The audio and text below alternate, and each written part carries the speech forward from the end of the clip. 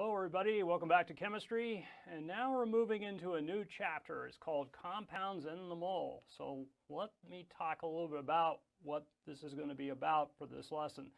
So one thing I want you to be able to do is look at a chemical formula and then know exactly how many atoms there are for each element in the formula. So that will be a bit of a review, which I'll go over first. Then what I want to do is talk about elements and compounds and the kinds of atoms that comprise them. And then the last thing I want to do is talk about, unfortunately, a little bit of memorization you'll have to do.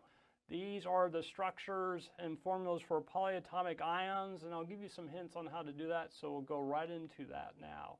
Okay, so the first thing I want to do is kind of review a little bit about making sure that you know exactly the number of atoms that are found in the formula. And so we have here a structure, and what I want to do is count the atoms in the structure, but I want to count it two ways. I want a molecular formula, which is a count of all the atoms for each element in the structure, but then I want an empirical formula, which is that structure, those numbers reduced to the simplest whole number ratio.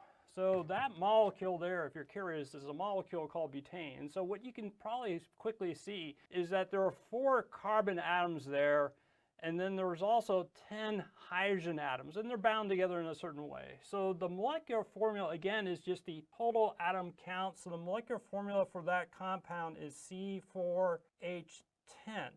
Now, that is not the empirical formula. The empirical formula is the molecular formula, but it's reduced to the simplest whole number ratio. And so it looks like, although you cannot divide 4 and 10 evenly by 4, 4 goes into 4 fine, but 4 does not go into 10 evenly, you can reduce by dividing by 2. So the empirical formula should be C2H5. And just to note again, the empirical formula is not a true formula of the molecule. The molecular formula is, the empirical formula is just the molecular formula that's reduced to the simplest whole number ratio. So one thing which you've probably already seen is that when you are designating the number of atoms per element, you have a number on the lower right side. It's called a subscript. And so that number indicates the number of atoms of that element. Now, if you don't see a number there, then you should assume that there's just one atom of that element. So let's do some quick atom counting. So for water, you already know that hydrogen is an element, and there are 2 atoms of hydrogen in water. And oxygen, because there is no subscript, we should assume that there's 1 atom, so there's 1 there. For hydrobromic acid, there's 1 atom of hydrogen in the molecule and 1 atom of bromine in the molecule. And then aluminum phosphate, there's 1 atom of aluminum, 1 atom of phosphorus. Again, look at carefully, there's no subscript for aluminum and there's no subscript for phosphorus, so there's going to be 1 atom of each, but there's a 4 for oxygen, and so there are 4 oxygen, and then the last molecule, which is propane, would be that. Okay, so let's move on. Okay, now it gets a little bit more complicated if you see parentheses in the formula. So we have a formula there, it's Ca3, and then in parentheses we have a group of atoms which are PO4, and it's taking twice. So that molecule is called calcium phosphate. Now let's kind of focus on what's in the parentheses. Inside the parentheses is a group of atoms called phosphate, and there what you would have are 4 oxygen atoms that are bound to the phosphates. Now you can look at the formula, what you can see is the phosphate in the formula is taken twice. So if you see a subscript outside the parentheses, that tells you the number of times that that group is taken in the formula. So the next formula there is aluminum chlorite, and then within the parentheses is ClO2. That is a chlorite molecule, and that is taken 3 times. So now what I want to do is I want to take a look at these 2 compound formulas and figure out, looking at the formula, how many atoms of each element do we find? So let's start looking at first at calcium phosphate. And so there's the formula for calcium phosphate here. It's right there. And so let's again figure out how many atoms of each element are represented in this formula. So let's look at first the calcium element. And so you can see that calcium has a subscript of 3 there. And so calcium, in this formula, there are 3 atoms of it. Now phosphorus, if you look within the parentheses, you can see that there's no subscript there. And so you can sort of think of the subscript next to the phosphorus as being 1 if you wanted to. But you can see the parentheses indicates that we're taking phosphate 2 times. So it's going to be the subscript 1 times 2, because we're taking it 2 times. And so there are a total of 2 phosphorus atoms represented in this formula. Now how about oxygens? Well, within the parentheses, we have 4 oxygen atoms, but there are 2 phosphates again. And so it's going to be 4 times 2, so there are 8 oxygen atoms. Now let's look at aluminum chloride. And again, let's figure out for each element how many atoms are represented in this formula. So with aluminum, I don't see a subscript just to the right of the elemental symbol. So you can imagine that might be a 1 there if you wanted to. And so there really just is 1 aluminum atom represented in this formula. With chlorine, if you look within the parentheses, again, I don't see a subscript there, so we can imagine it's just 1 chlorine atom. But you can see the chlorite ion is taken 3 times. So it's going to be 1 chlorine atom times 3. So there are really 3 chlorine atoms represented in this formula. How about oxygen? Well, oxygen, you do see a subscript of 2 right after the oxygen, but there are 3 chlorite ions. So it's going to be 2 times 3. So there are going to be 6 oxygen atoms represented in this formula. Okay, so now I want to talk about the kinds of elements and compounds that we can have, because that's going to be kind of important for the stuff coming up. In particular, naming of compounds and also writing out stoichiometric equations, which we'll do in a later chapter. So that's kind of a flow chart on how we divide pure substances here into elements on the left and compounds on the right. And so elements can be subdivided into how many atoms are in the particle. So as you know that some elements have particles with only single atoms. We'll talk more about that. And then we have some elements with several atoms stuck together in the particle. And so those are called molecular elements. Now on the right side we have compounds. And so those can be subdivided. There are molecular compounds and there are ionic compounds. So I'll talk about that in a second. So first let's focus in on the elements. And so we have atomic elements. Those are elements where the particles have a single atom. And so this is most elements except for about 10. So let me give you an example of some atomic elements. And so the last column in the periodic table belongs to the noble gases. And so it includes elements like helium or neon, as in this example, or krypton or argon, elements like that. And so the noble gases, they're just single atoms in space. There are no other atoms bound. Now, the metals on the left, the periodic table, they're also in single atom form. Now, that may not be exactly true in some of the substances they're in. So, for example, if you have like a plate of copper, you're going to have a bunch of copper atoms stuck together. And so the copper atoms are kind of bound together. The bonds are weak, but for the remainder of this course, you should assume that despite the fact that metals can kind of be stuck together in some fashion, you should assume that they are monatomic elements. Now, there are some elements that are not that way. They have more than 1 atom in the particle. And so here we have an example of oxygen, which is a diatomic element. And so what I want to do is go through the ones that are diatomic, because you have to memorize these. So let me show you where they are. So hydrogen here is an example of an element that's diatomic. In other words, let's say you got a gas cylinder of hydrogen. And so let's say you released hydrogen from that gas cylinder. So what would it look like under a super powerful microscope? Well, what you would not see individual atoms. You would see 2 atoms of hydrogen stuck together. So when you're considering hydrogen gas, you should always write it out as H2. Now, there are 6 other elements which are considered diatomic. There are a total of 7 diatomic elements. So let me point out where the other 6 are. And so there are a bunch of ways to remember this. Now, one way is to say you start with atomic number 7 and form a 7. So we start with nitrogen here, atomic number 7, and we go over and go down and we form a 7. So those that I've just kind of drawn over are the diatomic elements. So let me write them out here. Nitrogen atomic number 7 is diatomic, oxygen as well, fluorine as well, chlorine, bromine, and iodine, which pretty much means if you were to get a sample of these elements and at a super powerful microscope, you would see again the particles are not single atoms but two atoms stuck together.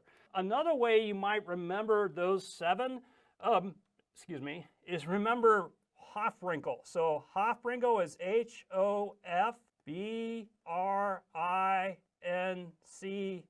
capital N, C-L.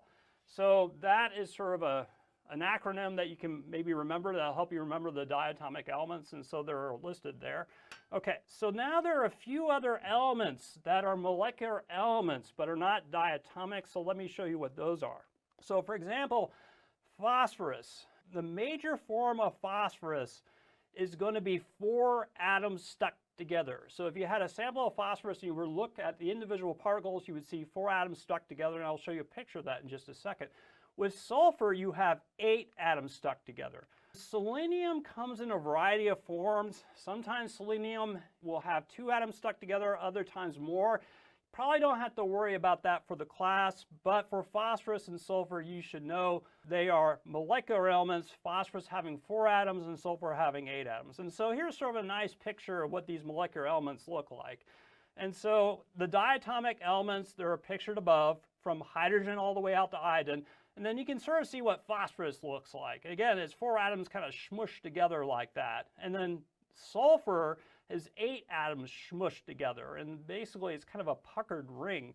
Now again, finally, you should assume for this class that all the other elements are monatomic. That may not be exactly true in some circumstances, but just for when you're writing out formulas and equations, just assume that all other elements that would be like most of the metals, the noble gases, those are monatomic elements. Okay, so now I want to talk a little bit about compounds and some details you need to know about compounds. So one detail you need to know about compounds is that they can be divided into 2 classes. So one class is a molecular compound and another class is an ionic compound. So you need to know that when you're looking at a formula, the formula either belongs to a molecular compound or an ionic compound. And so the way you tell is you look at the elemental symbols and ask yourself, are they metals or nonmetals? So with water, hydrogen is considered a nonmetal and oxygen is also considered a nonmetal. And so here you have a molecule where you have nonmetals bound together. And so if that is the case, if you have a molecule with nonmetals bound together, it's considered what is called a molecular compound.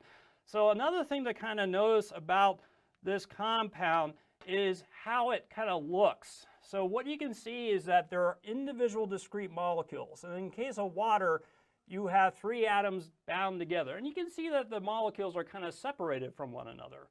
So the things that are holding the red oxygens and the white hydrogens together are bonds. The name that you should know is going to be especially important in the future is that bond is called a covalent bond. And what that basically means is that some of hydrogen's electrons are being shared with the oxygen atom, and the oxygen atom's electrons is being shared with the hydrogen atom.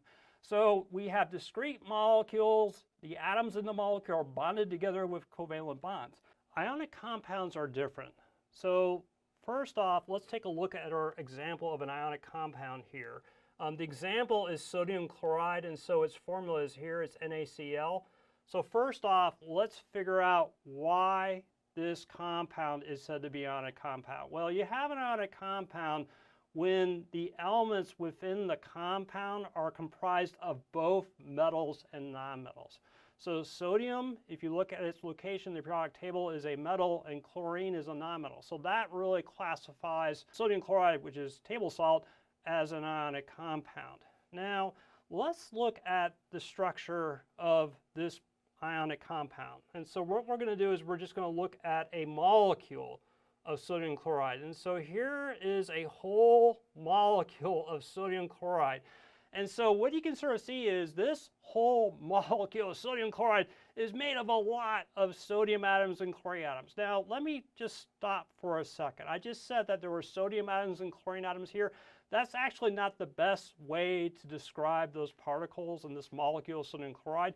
It's really better to say that those atoms in the ionic compound are not really atoms, they are ions. And so the reason why we say that is because the chlorine ions, which are in green, have an extra electron, so they'll be negatively charged.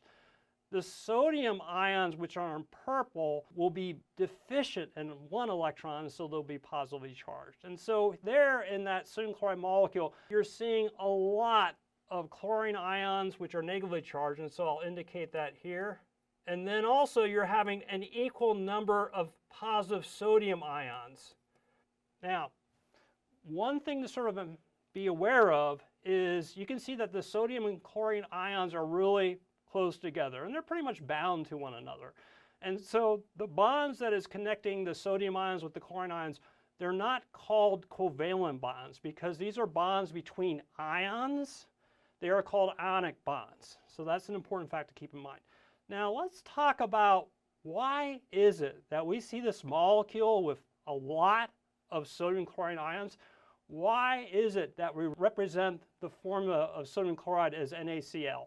So let's talk about that. So let's look at this molecule of sodium chloride. You can see that there's a ton of sodium chloride ions, and I can't count all those, but let's just make up some numbers. So let's say there's like there are 102 sodium ions, and then there has to be exactly the same number of chlorine ions to balance the charge with the sodium ions. So if there's 102 positive charges from the sodium ions, there's got to be 102 negative charges from the chlorine atoms.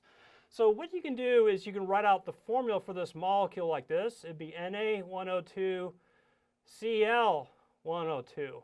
But the problem is this: as you might imagine, we can find different sizes of sodium chloride crystals. And so we might find another crystal of sodium chloride that is sodium 52, chlorine 52. Or it could be sodium 1,356,298 with chlorine 1,362,298. So you can have these different formulas for sodium chloride, but they're all basically the same thing. They're all multiples of the same basic unit, which I have here.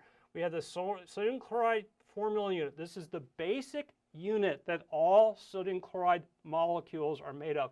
The basic unit is comprised of one chlorine ion and one sodium ion. And if you just take multiples of that, then you can get all the different kinds of molecules of sodium chloride that would be out there. That would be in the representation of different size crystals. So we, instead of writing out all these different formulas for sodium chloride, we just write NaCl. And so pretty much what you can see is that the formula for NaCl, this is just the empirical formula of the molecular formulas for all the sodium chloride molecules that you could possibly have. And so the basic empirical formula for ionic compounds, again, is called a formula unit.